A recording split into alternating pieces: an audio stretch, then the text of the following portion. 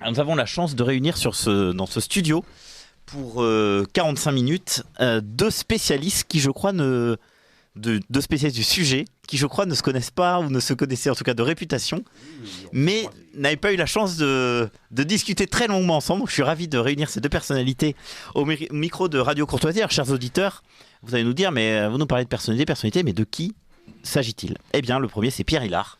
Bonjour. Et le second, bonjour Pierre Hilard, et le second, c'est Olivier Piacentini. Bonjour à tous. Alors, de Pierre Hilard, vous êtes docteur en sciences politiques, professeur de relations internationales, et vous êtes l'un des plus grands spécialistes français du mondialisme, doctrine qui consiste à l'unité politique du monde.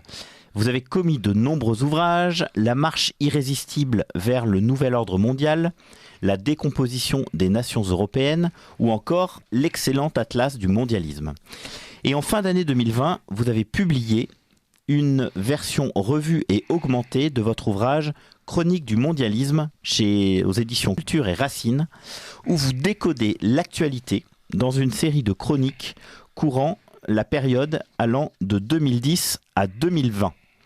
Alors, cher Pierre, à la lecture des pages, on ne peut que constater, on en parlera à l'occasion de cette émission, constater la progression implacable dans les faits du quotidien du projet mondialiste. Et puis, deuxième invité, Olivier Piacentini, qui lui est diplômé de l'Institut d'études politiques de Paris, section économique et finance, et qui a fait carrière dans la banque, dans l'audit financier, et qui a fondé, il y a quelques années, un cabinet de conseil spécialisé dans l'assistance financière et juridique des créateurs d'entreprises. Passionné d'histoire, de géopolitique et d'économie, vous avez signé en 2016 votre premier essai vers la chute de l'Empire occidental. Et parmi les ouvrages publiés, on pourra citer OPA sur l'Élysée, où vous dressez un réquisitoire sanglant en 2018 de la première année du bilan d'Emmanuel Macron à l'Élysée. Et en 2020, vous publiez Le Mirage mondialiste aux éditions de Paris, où vous dévoilez secteur par secteur les méthodes de formatage et d'asservissement des populations. Nous avons donc la chance, je le redis, parce que je crois, de réunir dans ce studio deux experts du mondialisme. L'un, on va dire qu'il traque ses origines, et l'autre, car il décrypte et nous décrit ses déclinaisons concrètes. Alors on va commencer par Pierre Hilard. Je rappelle que vous avez publié un ouvrage qui, je crois, est un succès de librairie qui s'appelle Chronique du mondialisme 2010-2020. Je rappelle que c'est une version revue et augmentée. Alors en quoi elle est revue et augmentée déjà ? On peut déjà parler d'une conclusion. Oui, alors, très longue. Il y a déjà à peu près 15 articles en plus, une dizaine d'annexes supplémentaires et une très longue conclusion qui finalement est un bilan d'une évolution du monde dont les premiers germes ont commencé il y a à peu près 5 siècles. Avec la réforme, avec Luther, 1517 évidemment. Quand je dis à partir du XVIe siècle, il y avait déjà des prémices bien avant, mais bon, la Renaissance protestantiste, depuis 5 siècles, les choses n'ont fait qu'évoluer. Et là, en 2021, nous sommes arrivés à la finalité du processus, qui est une décomposition des sociétés de la simple cellule familiale jusqu'aux États, avec cette volonté de réunir une population mélangée, indifférencié, car l'objectif c'est de faire en sorte que le français, le polonais, l'italien, l'américain consomment la même chose, raisonnent de la même manière, pour avoir une tourne d'esprit à l'échelle planétaire commune. Alors, évidemment, il y a des rivalités internes, c'est ce que j'ai toujours dit.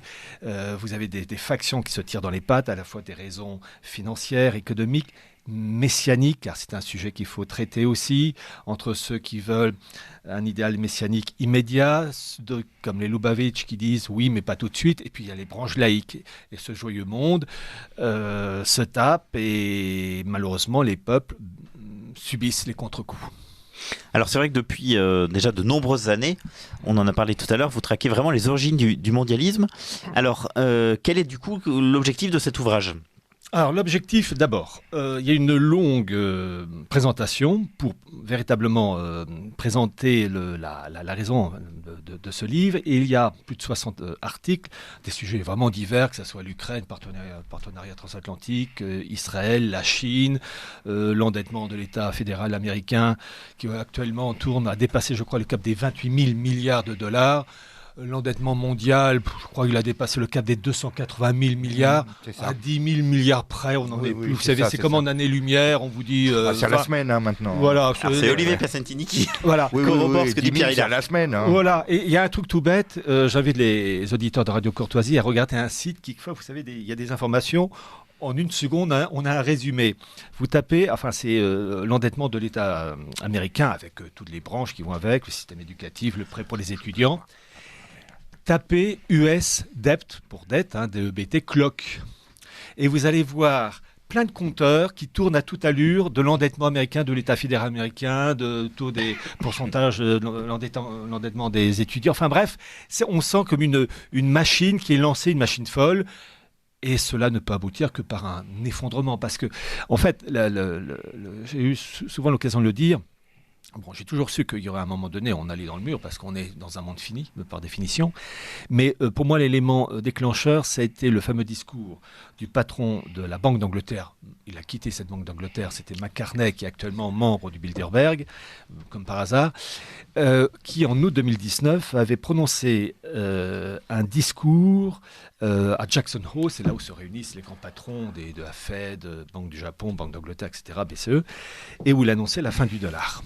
Voilà. Et je m'étais dit, pour qu'un homme de ce niveau-là ose dire de manière officielle que ça y est, le dollar va passer à l'encan, je m'étais dit, il va avoir des événements dans les semaines, dans les mois qui viennent, qui vont véritablement lancer le processus. Et lorsqu'il y a eu l'histoire du Covid, au début, il y a eu une part d'hésitation de ma part. Est-ce que c'est un peu comme le Strass auparavant, uniquement localisé, ou bien c'est vraiment ce que j'appelle l'allume-gaz? Et effectivement, ça a été le véritable détonateur. Je vais quand même apporter quelques informations, parce que la fin du dollar, c'est pour aboutir à une monnaie mondiale. Alors, la chose avait été annoncée de la manière la plus officielle possible, je raconte ça dans Chronique, en janvier 2018. En janvier 1988, dans la revue The Economist, qui présentait avec une couverture tout à fait extraordinaire du Phénix, appelée donc la monnaie mondiale. Et donc en 1988, ils annonçaient cette monnaie à l'horizon 2018, avec toujours cette marge de manœuvre. Et vraiment, cette monnaie mondiale, à la rigueur, peu importe son nom, mais quand même, on se dit que le mot Phénix, ils y tiennent. Pourquoi ? Parce que quand on regarde la couverture, l'oiseau en question naît d'un brasier de monnaies, de différentes monnaies. En fait, le monde issu de Bretton Woods, ce 44, et de ce monde en train de disparaître, apparaît une nouvelle ère, l'oiseau, le phénix. J'invite les auditeurs de Radio Courtoisie à regarder sur YouTube la clôture des Jeux Olympiques de Londres de 2012 à la fin. Là, vraiment, quand ils regardent la vidéo, il faut qu'ils aillent à la fin. Et à la fin de cette clôture, vous avez une sphère qui ressemble étrangement à un virus, hérissée de bâtonnets. Pour un virus, on appelle ça des... Il y a un terme médical, mais je ne l'ai plus en terme. Hérissée de bâtonnets. Et il y a un feu d'artifice qui surgit de ce virus, enfin vraiment qui ressemble à un virus. Et un oiseau apparaît qui domine le phénix. Et vraiment, c'est incroyable. Et à nouveau, en décembre 2020, vous avez une grande réunion du FMI. Et donc, il suffisait d'aller sur leur site. Et il y avait l'histoire on va en parler, de la fameuse réinitialisation initiée par Klaus Schwab. Quand je dis Klaus Schwab, il y a aussi le FMI derrière et la famille d'Angleterre aussi, puisque, comme il s'appelle, Prince Charles participait à tout ça. Et la grande réunion en question lancée par le FMI, en décembre 2020, c'était un immense phénix. Donc on se dit vraiment... Ils ont de la suite dans les idées. Ils ont de la persévérance, voilà. Alors, Olivier Piacentini, je rappelle que vous avez publié Le Mirage mondialiste aux éditions de Paris. Alors, vous décrivez aussi de manière assez concrète justement le fameux mirage mondialiste dans votre ouvrage. Alors, pensez-vous que les Français sont conscients de ce phénomène, justement ? Décrit par Pierre Hillard. Ce que je disais tout à l'heure en privé, c'est qu'ils commencent à être conscients d'un phénomène, je dirais, de manipulation qui transparaît déjà à travers l'information. Parce que la particularité de mon livre, si vous voulez, c'est que je décris les principaux principes qui gouvernent le mondialisme, qui sont vraiment les idées forces qu'on essaye de faire passer. Pierre Hillard a bien raison depuis un certain nombre de décennies maintenant. Hein. Tout ceci remonte à loin, comme vous dites. Siècles même, de siècles, oui. Je m'occupe, moi, de la fondation du Bilderberg, la trilatérale. Effectivement, l'idéologie mondialiste est là depuis longtemps. Bon, on peut parler même de Diogène de Cynique, hein, qui est l'un des inspirateurs, si vous voulez, très lointain d'une forme de cosmopolitisme, on va dire. Et de la gnose. Et de la gnose, absolument.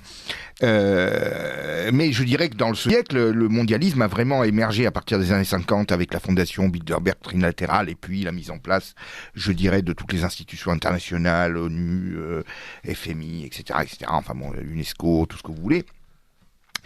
Et je dirais, effectivement, ils ont de la suite dans les idées. Les mêmes principes sont toujours évoqués, c'est-à-dire destruction de la famille, destruction de la religion chrétienne, spéculation financière effrénée. Hein, on pousse à la spéculation effrénée, je dirais, à véritablement créer un nouveau capitalisme, c'est-à-dire on a abandonné l'esprit du capitalisme initial qui était fondé sur l'épargne, le travail, le long terme, l'effort, pour basculer dans un capitalisme spéculatif où finalement le travail n'est plus l'essentiel, hein, et toutes ces valeurs-là donc sont amenées petit à petit à disparaître. Et après, je développe derrière tout ça. Alors évidemment, il y a également la dilution des peuples, hein, avec l'immigration de masse et effectivement perte des identités, métissage quasiment imposé. Beaucoup d'éléments. Et alors, dans mon livre, au-delà donc de cette description un petit peu de ce qu'est le mondialisme, il y a la façon dont il est véhiculé dans l'esprit des masses. Parce que je voulais que mon livre soit un miroir dans lequel les gens se regardent et voient pourquoi ils pensent ça, comment ils pensent ça, comment est-ce qu'ils réagissent, pourquoi est-ce que, par exemple, dès qu'on parle aujourd'hui de contrôler ses frontières à l'immigration, tout de suite il y a une réaction, tout simplement on vous traite de nazis, fascistes, etc. On évoque, j'en parlais l'autre jour à un de mes neveux qui a été au Canada, mais je lui ai dit, mais c'est marrant, quand tu vas au Canada, c'est quand même pas facile de rentrer, hein. Il a fallu mettre des cautions, des choses comme ça, parce que le pays est quand même plus protégé, enfin moins enclin à s'ouvrir. Bon, et alors en France, comment tu expliques qu'on te traite de fasciste parce que tu voudrais faire à peu près la même chose, déjà, pour commencer. Bon. Je sais pas. Oui, parce qu'en fait, c'est le rouleau compresseur médiatique, à la fois au niveau de l'information, mais au niveau du divertissement. C'est ça qu'on oublie beaucoup. Donc de la culture populaire. Ce que vous expliquez dans votre ouvrage, c'est que vraiment, cette idéologie s'insinue vraiment partout. Dans les familles, dans la culture, je pense aux films, à la musique, aux arts, oui. Dans les modes de consommation, dans le sport et dans les publicités. Les publicités, mais regardez à quoi la jeunesse actuelle est influencée, par quoi. Vous avez des nouveaux formats qui sont apparus en même temps que la mondialisation triomphante, c'est-à-dire après les années 90, l'ouverture des frontières, où là, la mondialisation s'est exprimée par la voie de Fukuyama, est devenue, je dirais, vraiment une doctrine reliée à une politique de l'État américain. Bon, on va dire ça comme ça. Eh bien, depuis, vous avez l'apparition de certains formats qui n'existaient pas, par exemple le rap, n'est-ce pas, qui est une musique qui est complètement tolérée alors qu'elle va complètement à l'encontre, je dirais, de la doxa féministe. Elle n'est même pas tolérée, elle est promue même. Elle est promue, oui, elle est promue, puisqu'en fait, elle s'impose par le fait qu'elle est diffusée par toutes les zones de production, les grands canaux médiatiques. Tous les grands médias sont détenus par ce que j'appelle la superclasse mondiale, c'est-à-dire la plupart des multinationales, des banques et autres. Et puis, cette superclasse mondiale détient aussi toutes les grandes productions, je dirais, de grande envergure d'échelle mondiale du divertissement, que sont Hollywood, la plupart des productions de cinéma, de musique, de télévision, et vous voyez apparaître le rap et la télé-réalité. La télé-réalité, c'est quelque chose qui est, à mon avis, dévastateur pour la jeunesse. Pourquoi ? Parce que on voit apparaître la promotion de gens qui sont là pour rien, c'est-à-dire ils ne font rien, c'est peut-être juste leur apparence physique. Bon, on valorise leur inculture, on valorise leur narcissisme, on valorise leur égocentrisme, on valorise, je dirais, pratiquement leurs obsessions sexuelles permanentes, leurs problèmes de couple et de trucs et autres.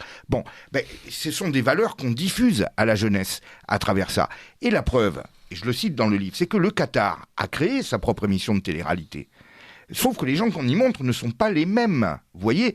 Et les gens qu'on montre dans la télé-réalité qatari, eh bien, ce sont des jeunes musulmans qui font leurs prières, mais qui ont toujours leur ordinateur avec eux, qui sont étudiants à tel endroit, qui vont à New York, etc., qui sont dans les affaires, ou alors les filles, ce sont des bonnes épouses, etc.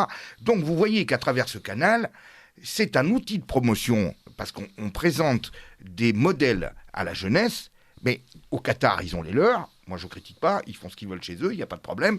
Puis chez nous, on a les nôtres. Mais les nôtres, c'est simplement pour transformer nos jeunes en zombies idiots qui ne pensent qu'à consommer pour leurs apparences et pour leur sexualité. Voilà, exactement ce qui est diffusé dans cette émission.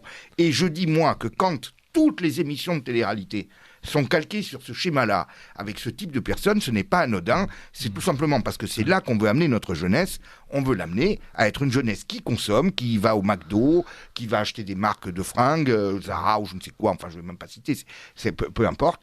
Voilà exactement à quoi on veut nous amener.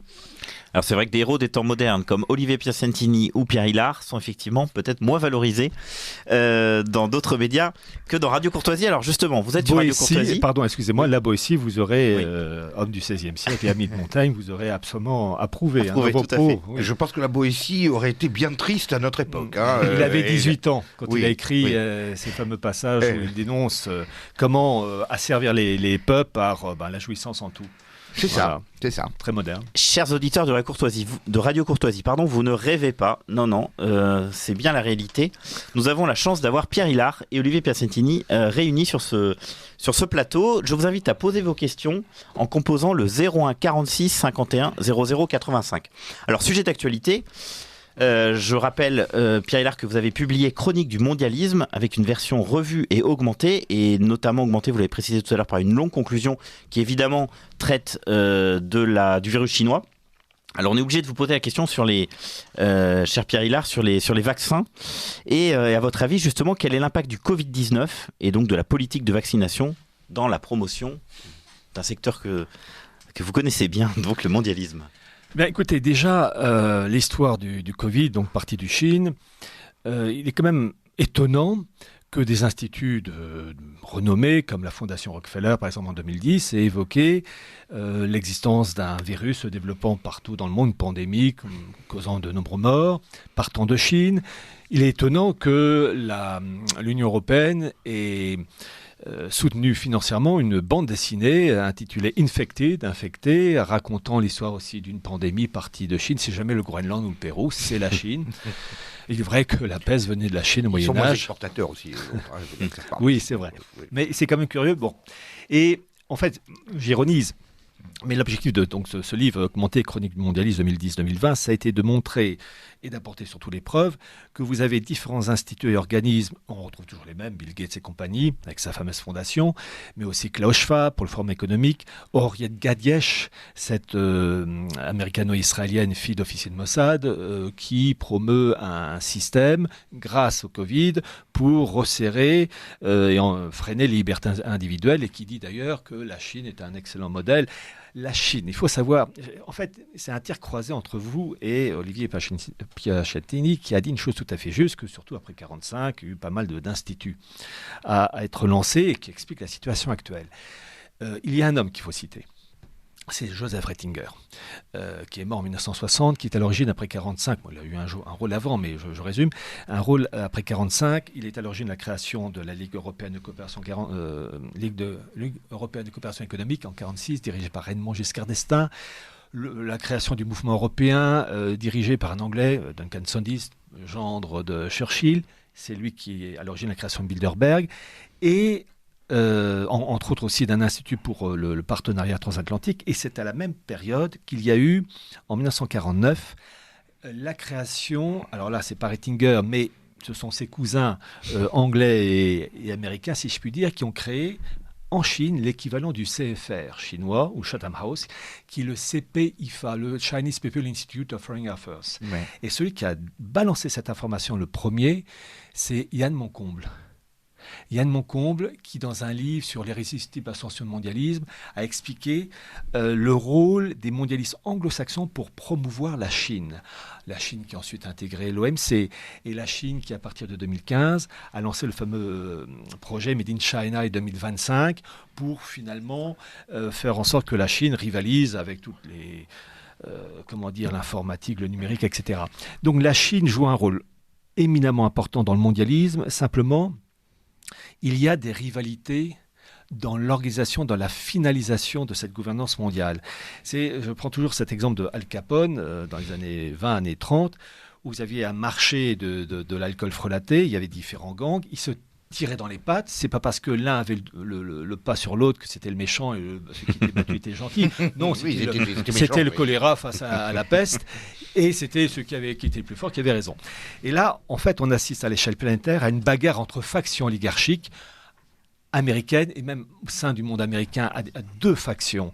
Une faction pro-City de Londres et une autre qui veut conserver une primauté du monde américain dans cette organisation mondiale. Et entre autres, Trump était dans cette tendance-là, puisque son président de référence, c'était Andrew Jackson, qui était président dans les années 1830 et qui s'est opposé à la City de Londres lorsqu'il était président des États-Unis, parce qu'il ne voulait pas de la création de l'équivalent de la Fed en 1830, qui a vu le jour en 1913. Donc, en fait, ce sont des bagarres, et il y a une date butoir cette année qui est la date du 1er octobre 2021. Pourquoi ? Vraiment, j'essaie de coaguler différents éléments. En fait, dans la finalisation de cette gouvernance mondiale, vous avez eu on appelait ça en 1969 les fameux DTS, les droits de tirage spéciaux, et depuis 2016, la 5e et dernière monnaie à avoir intégré les DTS, c'est le yuan. Alors vous avez le dollar, le yen, la livre sterling et l'euro. Et donc c'est un panier de monnaie, le soubassement pour permettre le lancement d'une monnaie mondiale. Bon. Et en 2016, quand c'était mis en place, vous avez eu une pondération de ces monnaies. Alors je donne le chiffre arrondi, 41% pour le dollar, 31% pour l'euro, 11% pour le yuan, 8% pour l'euro, 8% pour la livre sterling et 8% pour le yen. Et le FMI dit que cette pondération doit être modifiée à la hausse ou à la baisse pour chacune de ces monnaies pour le 1er octobre 2021, sauf, précise avec un humour typique, sauf si un événement important se produit avant. Bon, j'ai aimé ce passage. D'ailleurs, je raconte ça dans Chronique du mondialisme, j'ai recopié le passage. Bon, sauf si un événement vraiment... Il y en a qui ont une délicatesse comme ça. Oui, comme par hasard. Comme par hasard. Ils avaient prévu, ils avaient voulu. Enfin, voilà, c'est vraiment bon. Voilà. Et donc, malgré tout, date butoir 1er octobre 2021. Donc, s'il n'y a pas de surprise avant. Bon. Et en fait, et là, vraiment, cette année 2021, je ne l'aime pas parce que certaines élites vont vouloir une pondération à leur avantage. Ceux qui, par exemple, pour les États-Unis, il y a une faction du monde anglo-saxon qui souhaite que de 42, on passe par exemple à 44 ou 45, et non pas à 38 ou à 35. Et donc, c'est le pays qui arrivera à avoir des cartes en main pour défendre cette pondération qui imposera ses vues. Et donc, il faut regarder de la soie, côté chinois, il faut regarder côté Proche-Orient avec l'Iran, il faut regarder du côté du Venezuela, parce que les États-Unis, s'ils arrivent par exemple à contrôler un peu mieux le Venezuela, ils auront peut-être plus d'atouts dans le cas du pétrole pour imposer leur vue et dire nous on veut passer de 42 à 45 par exemple, et s'ils ne réussissent pas, à rétrograder. Donc en fait on assiste à un goulot d'étranglement, et ce joyeux monde va s'écharper de plus en plus. La Chine veut imposer son rôle, sa mission. Et en fait, on a une bagarre, et l'Union européenne est prise en étau entre un monde anglo-saxon lui-même divisé entre rivaux et le monde russo-chinois, en sachant que même la Russie, elle balance entre... c'est un pays vide, la Russie, face à la Chine. Et j'ai montré dans Chronique du mondialisme une carte qui est sortie en 1990, là, dans The Economist, qui est le projet de la gouvernance mondiale des grands blocs, le monde russe qui s'appelle Eurasia. Et vous avez le bloc euro-américain, l'Amérique du Nord, une partie de l'Union européenne. C'est intéressant de voir que des pays comme la Roumanie et la Bulgarie, qui font actuellement partie de l'Union européenne, ont rejoint Eurasia. Et l'Angleterre fait le pont entre les deux. Et le Brexit joue un rôle dans cette histoire. Vous avez la Chine, Confuciania, l'Inde, l'Hinduland et les parties nord de l'Afrique. Alors, il n'y a pas l'Australie, il n'y a pas le sud de l'Afrique. Ça, je ne sais pas pourquoi. Et en bas, à gauche de cette carte, donc qui est dans l'annexe Chronique mondialisme, vous avez une formule latine. Et là, la perversité typique de ces milieux-là, de la City de Londres, où il est écrit... Cette carte est à peine sérieuse. Alors, pour rebondir justement sur le sujet économique, Olivier Piacentini, qui, je le rappelle, a publié Le Mirage mondialiste aux éditions de Paris, Quel est le secteur qui, pour vous, puisque je rappelle que dans votre ouvrage, justement, vous balayez tous les secteurs qui sont touchés par le phénomène du mondialisme, quel est pour vous le secteur dans lequel les gens sont le moins conscients d'être, pour le coup, pris en étau dans ce système mondialiste ? Je pense qu'il y a un secteur qui échappe largement au gros de la population, parce que c'est un secteur... On sent que c'est sournois. C'est sournois. C'est tout ce qui concerne, je dirais, la spéculation financière et la dérégulation financière. Les gens n'ont pas vraiment conscience de ça, parce que ça leur paraît lointain, et qu'en plus, je dirais, la superclasse mondiale arrive à isoler ce secteur et peu à peu à le mettre complètement hors sol du reste de l'économie. Bon, aujourd'hui, vous avez un marqueur qui est considérable à ce niveau et qui devrait frapper les gens. J'ai même fait une vidéo sur YouTube récemment par rapport à ça. Il est quand même étonnant de voir que l'économie s'écroule à peu près partout, avec des taux de récession, 8, 9, 10%, 5% aux États-Unis, etc. Bon, des chiffres considérables de récession. Et puis la bourse, les bourses, qui toutes se maintiennent, se portent comme un charme. Bon, mais ça, c'est vraiment, je dirais, le voyant rouge qui devrait nous alerter. Ça veut dire très clairement que jamais dans l'histoire, il y a eu un tel décalage entre l'économie réelle et l'économie financière, tout simplement parce que l'économie financière se détache du reste de l'économie et se met à l'abri. Et dans ce système-là, c'est le rôle des banques centrales, depuis des années, vous me direz, avec les systèmes de quantitative easing faramineux qui ont démarré aux États-Unis à la fin de la décennie 2010, qui ont été embrayés par Monsieur Draghi, tiens, on va peut-être en reparler, à partir de 2012-2013 en Europe. Alors bon, je ne vais pas rentrer dans les détails techniques. Qu'est-ce que le quantitative easing ? C'est le rachat par la Banque centrale de titres de dette des nations souveraines pour les... Alors, je dirais, la raison qui est invoquée, c'est de protéger des États fragiles dont la dette pourrait, je dirais, se négocier à des taux beaucoup plus lourds, comme la France, l'Italie, etc., enfin tous les pays en difficulté. Mais en fait, en réalité, aujourd'hui, tout cet argent qui est injecté, parce que finalement ça revient à de la création monétaire, est retraité par la sphère financière bancaire et se retrouve dans l'économie financière et donc vient gonfler artificiellement la valeur des actifs qui sont détenus par la superclasse mondiale, c'est-à-dire... Donc les actions se maintiennent sur les marchés financiers parce qu'en fait... l'immobilier de prestige, le marché de l'art, parce etc., que beaucoup d'argent y circule, tout simplement. Beaucoup d'argent y circule. Je vous signale également qu'on parle moins... Et de plus en plus d'argent puisqu'on imprime de l'argent, justement. Ah oui, puisqu'on les imprime. Là, on imprime du bien. Bon.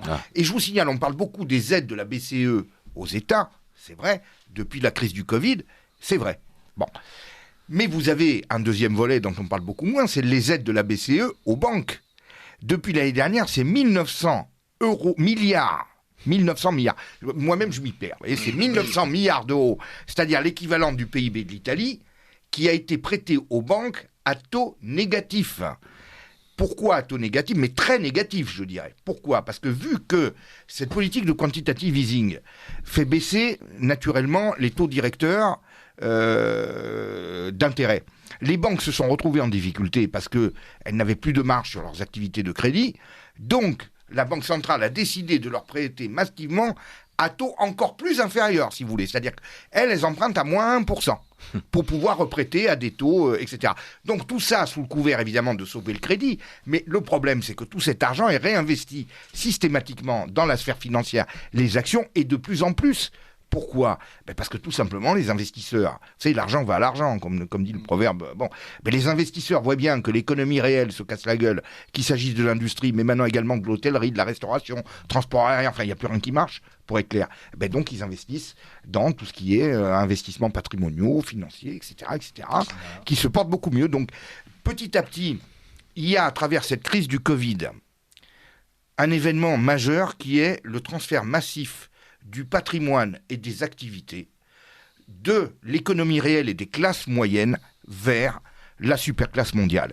Et je fais une corrélation, si vous voulez. Alors on va me traiter de complotiste, bien entendu, mais j'essaie de me soigner, mais ça me revient. Mais les complots existent. Je commence à me poser la question, je ne sais pas, je ne suis pas avec eux pour voir ce qu'ils se disent. Non, mais les complots existent.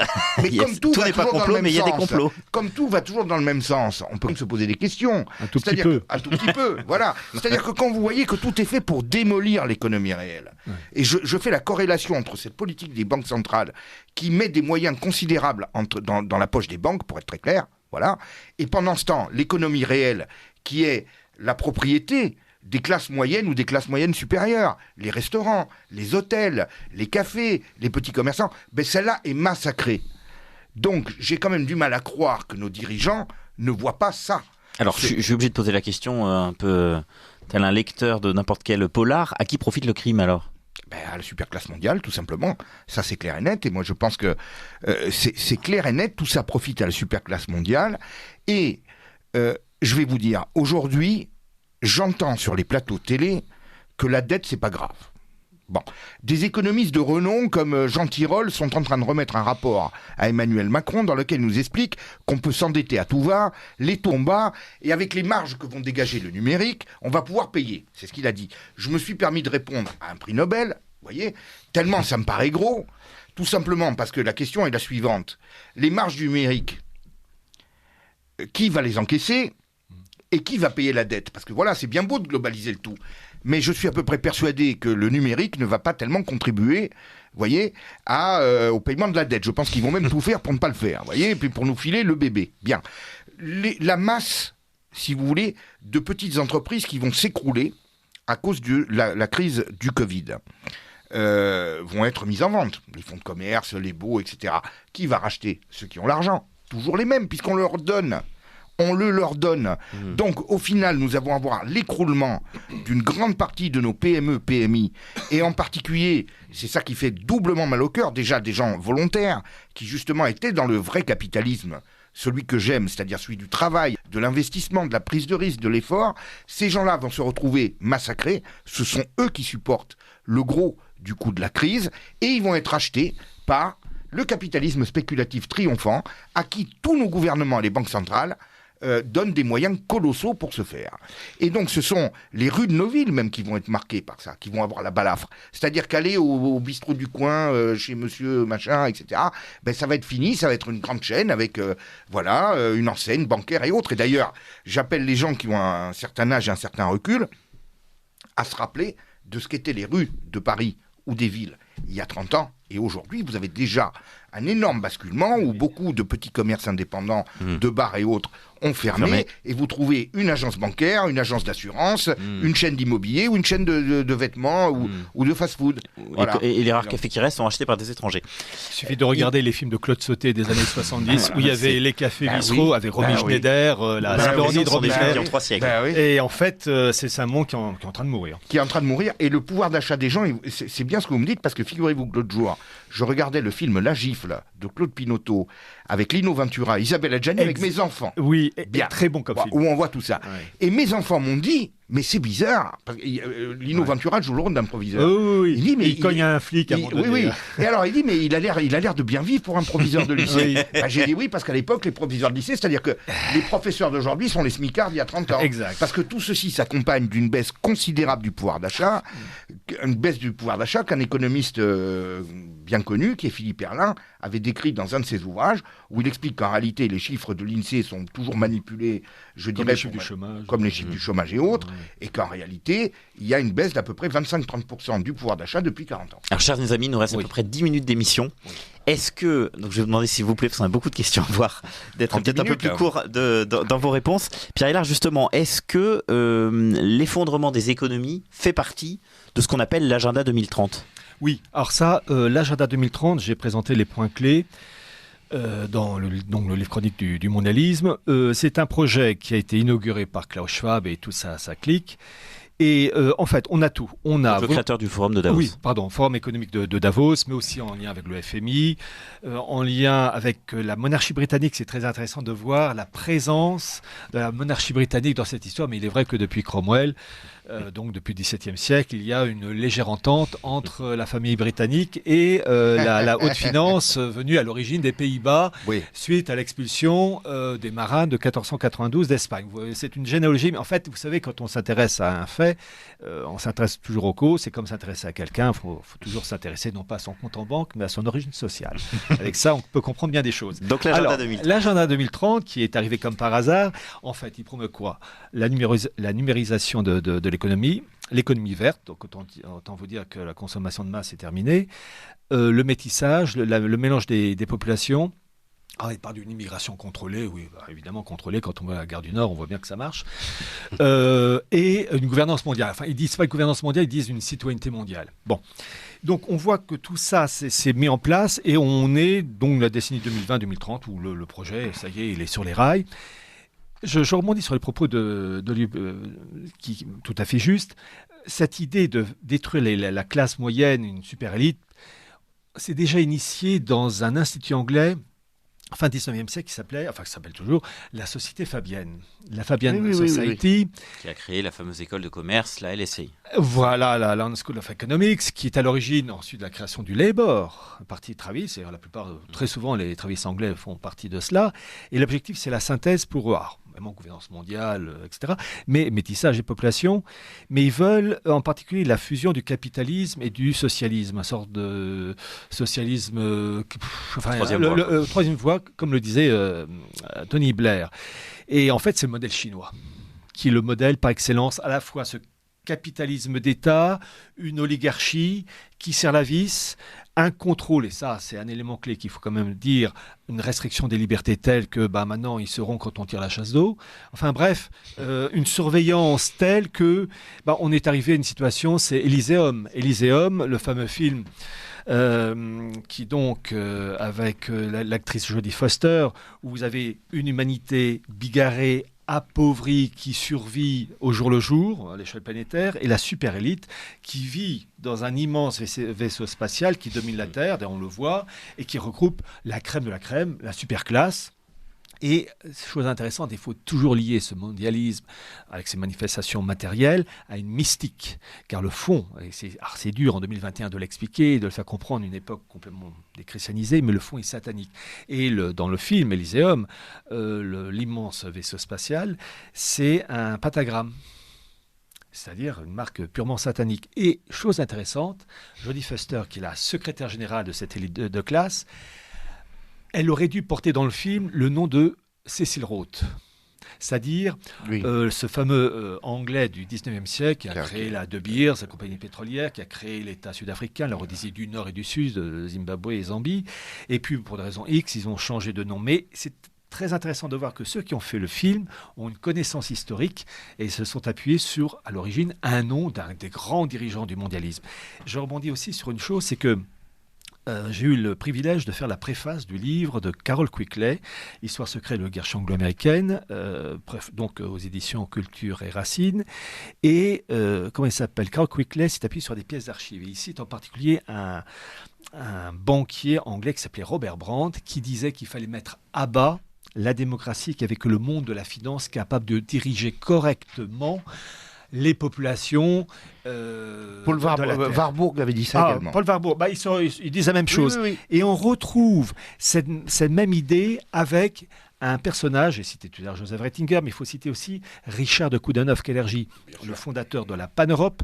Pan-Europe qui a pour but de créer une Europe unifiée, mélangée, métissée, etc., où l'esprit du brahman et du mandarin prime sur l'esprit du chevalier. Et c'est écrit noir sur blanc dans un livre qu'il a sorti en 1925, Praktischer Idealismus, idéalisme pratique. Et je dis tout de suite à ceux qui seraient agacés par mes propos que j'ai l'original de 1925 en allemand de des éditions Pan-Europe.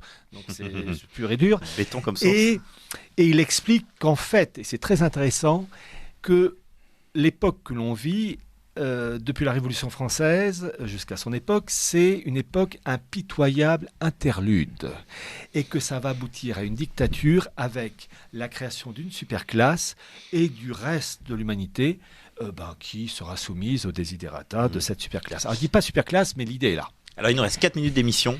Vous avez 2 minutes chacun pour nous expliquer comment on peut résister à ce rouleau compresseur. J'ai pensé une chanson de France Gall. Oui.